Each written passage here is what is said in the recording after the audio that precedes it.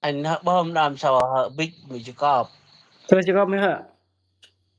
chỉ cọp nằm này Ừ, mua tại vì free đó ta hả? thì nên lâu mới hở Đồng đàn mà mẹ ai cho tầm free có hả mày thế? hở sao tầm bri hơi chỉ cọp ở gành vào mày Ừ. Lời tôi năm cũng là mày không tìm gọi anh mày. lời anh coi đang đây nó đâu nó là đây siêu tại anh thôi À anh đây hành mày hành nhau mày lo đăng anh đang tập Facebook này. anh tìm mẹ đen hai nhà này phúc mẹ opa cái u ta mỗi thế Hành mày đang hành nhau kia em đang phúc yung anh tìm mẹ này phúc ngốc được. Thì đây hành nhau mày bực lo. anh gác git em phúc từ là anh bảo ai sẽ bật lấy gì mẹ mẹ pala mẹ anh nàng mẹ ốp đấy anh gác git đang bảo Mày bao cái anh lợi hả? Bơm bây giờ video anh đang tập mày này. mẹ nam đỡ đang anh tìm đang hành mẹ tập bao nhiêu Chấp. Cả mẹ đọc. mẹ ta ốp À, video pick mày này. anh bảo vì anh tự anh bông bông rồi Ừ. Mà tắc hay mày phải mày nhắc mày hả? Nhất á. Mà bấm rượu vậy nghe này. thì mày mày cái này là Bà bấm rượu nhắc cái hơi mà thiếu nhi mình được hả? mày mày nghe bà lì anh về đâu Mày bấm rượu hả? Ấy cái mày một cái con mày mà. mày lo đang này lo đang mày ẹt Rồi vậy thôi hả? À, rồi mày anh bên này rồi. ron mày đẹp trai này thì mày bèo răng Chấp, mày chấp. Mày mày làm thành mày cái gì nữa là. Yo, wala dah lah mày mày tầm biên này là À, mày ấy làm đây nó mày cái gì tầm đang biên lo này là. mày tầm biên lo này mày bèo Show. Ê, mà lo mày cô nghe mở, cô nghe. mà À, à, mà mày thì lo mày thành mày cái gì mày bực lội hả? Đăng rồi đấy ạ. anh co đang Biết con khẩn mang lâu mà này bực mà mang lâu mà. mày an tâm ôm anh kịch đăng anh tép đăng năng này này Mà mày anh vui gì nè trong môn trong mày bèo gọt nè sập. Mà lâu mày mày cứ hình tao mang đăng rồi tập điện thoại mày này ta cho anh pram riêng là sập. rồi xóa Phát ơi anh lo mày ta bực lội. như ơi chân là hầm rợn đam mày À, điện thoại mày nó dứt mà dứt năm hôm ra 20 đằng bự vậy mày. Dầm ơi anh chị mày. thì hôm ơi mà anh về thôi mà ơi bà hợ đã bảo Mereka kalau kuku rumah mereka kebelah. lần anh cho mày đã hỏi oanh gì đứt nghi điện thoại mày Mah ai mereka selain hu mereka. đã đây nó lần răng đây Mah ai selain hu mereka. mà là bà khay rồi Mah khai to ghe tạch mày. cái ta Hah? to tạch Mah khai ghe mày khai ghe thằng ai mereka tu. tháng 1 tháng 2 nó phải Tháng 1 tháng 2. Bởi mah tháng 11 tháng 10 tháng 11 vậy mah. anh ta mà ghé mỗi năng ấy hợp hợp là er Mah na anh chuột mereka mày khai mật ra rồi bơ quang được. anh lâu này mày tăng anh điện thoại này vừa còn kỷ niệm vừa Mah khai này mày là mày bagi mat cái này như này ăn untuk kepat pa mah anh ama tu gì mày mát jadi ngang mày po anh chơi hay sao đó po anh chơi tu. anh chỉ có ăn mì mày hè bà in về hè bà bây giờ ghé điện thoại bà đã rồi vô mày Mà cặp gợi mày nghe ngơ mày bắt tiếp nằm mày. anh lâu hả bà ghé điện thoại à bà anh đã bằng điện thoại anh hả anh làm số bì bợ bằng anh bagi xong hả Hơi đã bỏ anh chị ta. làm mày ăn ra góp vào 10.000 làm hợ mình được bạc mấy bà Chỗ em mình được mày. anh vô lọt một anh bữa một anh đâu ton từ anh đung chinh hàng bọn họ là đã bay mày bộ chim để chỗ bao năm mà rồi thì năng anh ra anh lor mày thôi anh menu bao nhiêu làm thôi menu đã anh hơi lâu mày làm menu đã anh hay dừng là anh bớt bằng đờm rồi ai vui bên hay anh chị năm mày năm mà mình được mày tay năm mà mình được mày bớt nếu hơi làm mấy ăn điện thoại này mình bây giờ hơi tắt năm hơi tắt tháng 12 đợt đâu ra mày đó dùng màu màu anh đưa lọt một bưng nghe rồi một chấp mày tì và bưng nghe hay lơ mua tầm bò này để cho một cái lơ mua đấy ro đang điện thoại mà màu là ro hỡ màu vị nhà đèn mì sao ta này cái tiếng ngân hỡ cho mình thôi làm mà tiếng ít cái ba sẽ cho mày đang lục hở dọn mập mày mới chọc cảnh mới kia cảnh cho mày cái điện thoại chấp anh hấp bom mày càng mày âm ngăn tôi mày mà cho ấy rạng có mày đã họ đòn tàu anh nhật gì chừng chưa chừng mày hả chừng anh lẹp ta tập chi mà là gì bộ bốc là sầu âm ngăn năm hiu bọn thì yêu ha bọn thì mắc mà thôi ha ta mày tam ta ngay đẹp mày rai mà đẹp mà mày mày ra không lâu yang em bravo yang mày lao anh nhập họ ngăn mà mày bơm năm lâu anh là mày bơm ra vụ mà anh ấy hơi năm lâu mày lâu hơi năm đây lâu ra rách mày mà anh biết đằng mày nè anh mày đã quen khắp con bạn nhưng con biết và mày bộ nào mày lâu đã bra cái là mày này là mày mà mày cây xăm nhôm nhôm sọ hợ tình bơm ra vụ anh xong rồi mày làm con người ta dên và bây giờ mày này anh mày cây xăm nhôm sọ là tình bơm ra vụ nó cái hệ ngăn em ơi đây hả mày ăn đằng mà không mày là ăn mày điện thoại này mày ăn đằng là mày ăn mà anh sầu mày là mày làm bữa ăn mày bữa sầu mày làm được gu là đúng gu là anh bao cái prak ngăn mình hầm là bơ cái turban mày prak sang sao ta mày bơ cái mình hầm mày bơi nhân mô mày mày không mà nói mà mày đăng prak trong Facebook crew đừng có follow mà gì prak ta mang là ta hự muốn mà lạc bự mày hự là câu rồi là là mày đăng Facebook này có mang cái lô prak mày crew đăng Facebook anh có follow chụp prak ta mang này vân đặt vào nó tan này chụp prak bục đang apa he rồi prak mày hự anh kita mà follow lo mày bằng chỉ một giây mày set lo prak anh crew mày set lo follow mày bây giờ khai nhân viên hả anh bự gọi anh bớt sau mày mang mày bây giờ mang tụi Quang Sơn này bơ pare tị bơ cái hầm to bây số giờ ai một tầm to anh đội anh tầm Quang Sơn này nhá giờ anh số quân sơn cam nار thì mập mấy bà bộ đôi hơn anh nhà hận nhà phải là cái khu đội này không nó hiệu ở đây nhôn đấy không đấy anh lâu mày khu bộ đội này là khu 5K khu 5K vì từng 5K đấy đấy loa 5K đã hẳn con sơn này và mà đấy apa mày là tân tội khai man ngày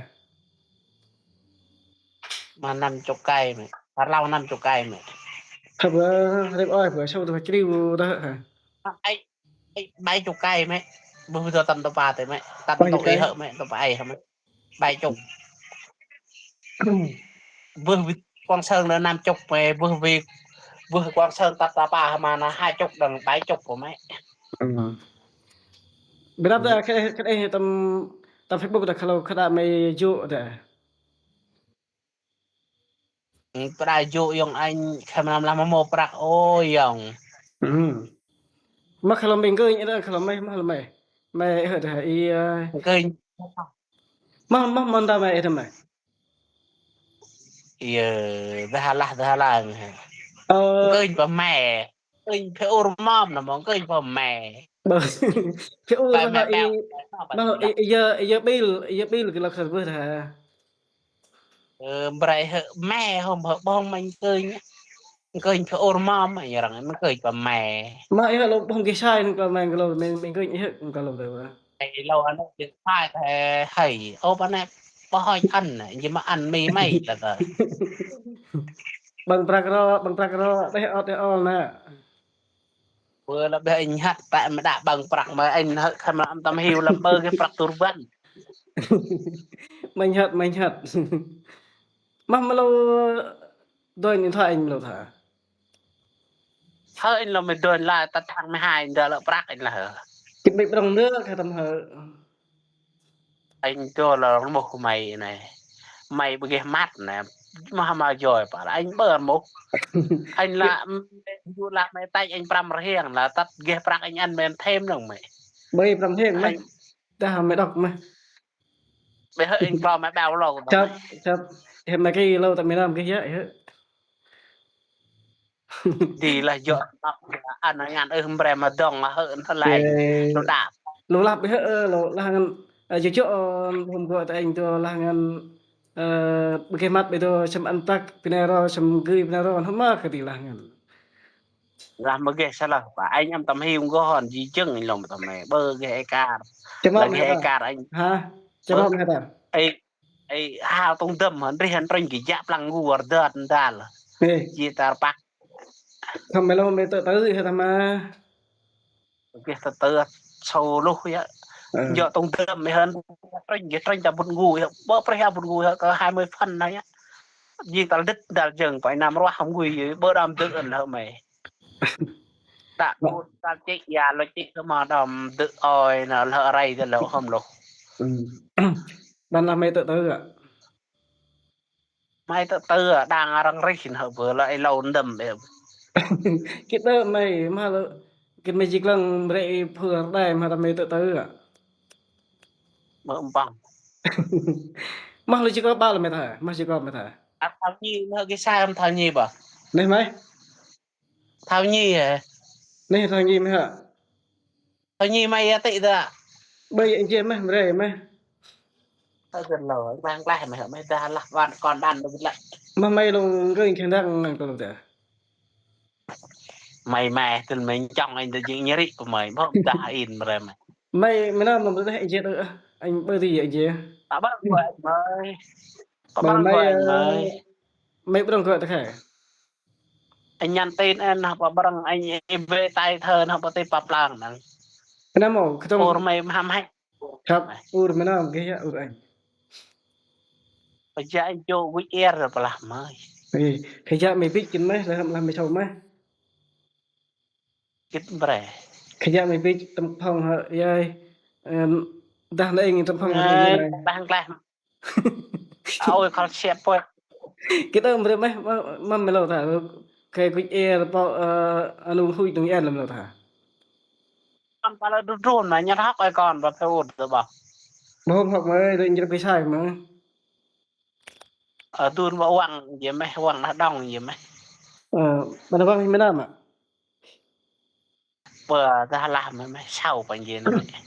bơ đông con cái mày cái thứ là anh này phong mấy nam này phong mấy nam này bơ itu phong khách cái thứ anh tiếp bao thơ này anh mang vào khoa mày bởi vì phong khách cái thứ tiếp phẩm mấy sao tại tiếp phẩm tiếp không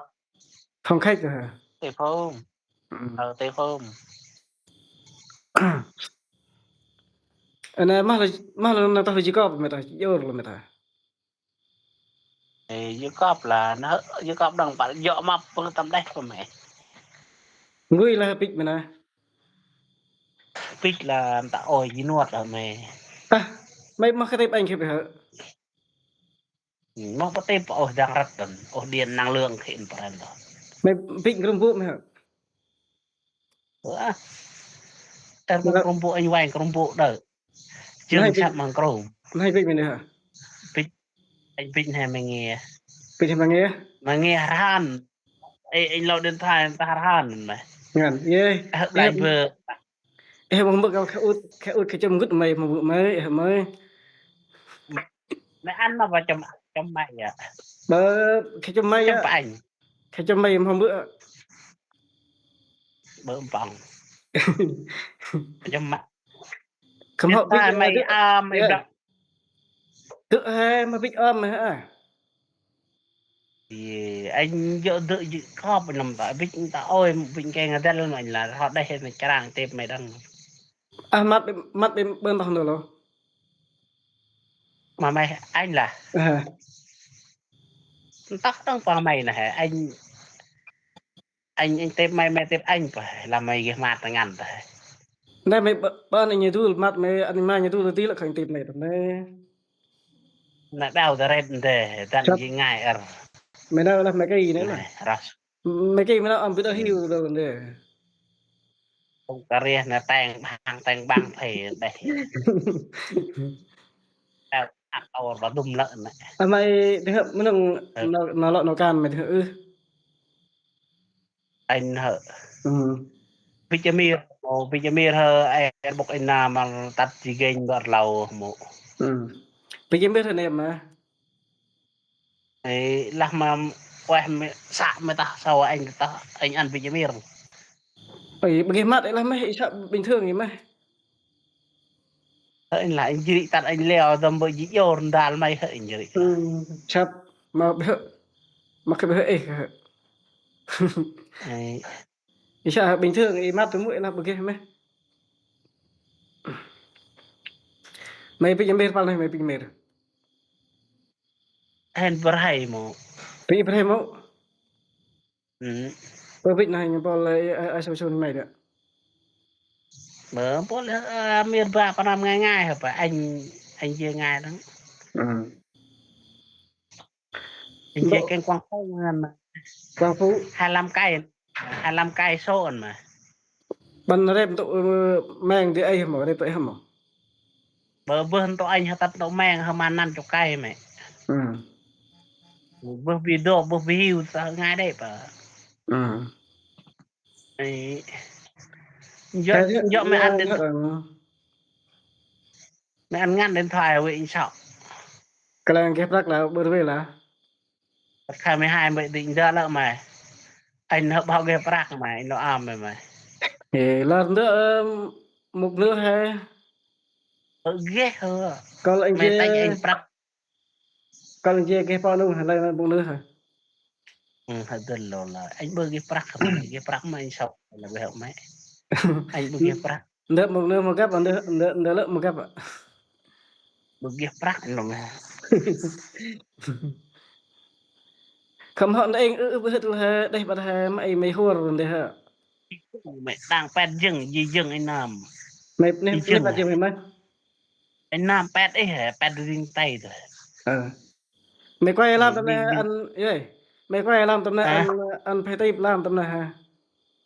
vừa mà anh quay vừa anh em bên tôi không có phải tệp lòng mày đã mày vụ được anh tệp được mày quay hả quay ăn phải tay ạ anh lối quay hôm quay hổm mày quay trong phim này mày quay rưỡi trong phim này quay lại này hả mà anh quay bà ngò được bữa tệp bữa đằng mang à mày bơm bao em hả hả hiểu đã hỏi anh bao anh hát lỡ hôm anh nhập tập phòng anh mộ bờ anh hát mày làm tấm phòng mày nè tập phòng anh làm bị phương ờ or anh bị bốc mà hiểu or anh là bị mà ấy là hiểu mày bị đã bem dọ hối dọ mà mày hiểu sát rồi mà dẹt cả mày mày đâu hiểu mày bỏ hỏi đây mày bỏ đâu bạc mày mà nó ấy tại còn mà ăn u tăng u nghe thì âm là mày là anh ấy với ai bỏ hỏi cho mày bỏ đâu bạc chọn bạc hiện ra là non hiểu ờ lấy chân ăn không nghe thì đại chân ăn không thời gian hôm ờ đó giờ này em một cái hả bỏ hôm bảo barang di ur hôm nó âm ngăn một bà ăn cái số tu một cái đi tu một bà nhưng đau phát một bà tu luyện một cái chỉ biết chăm bảo bị tắc ạ anh vui gì bị bỏ hỏi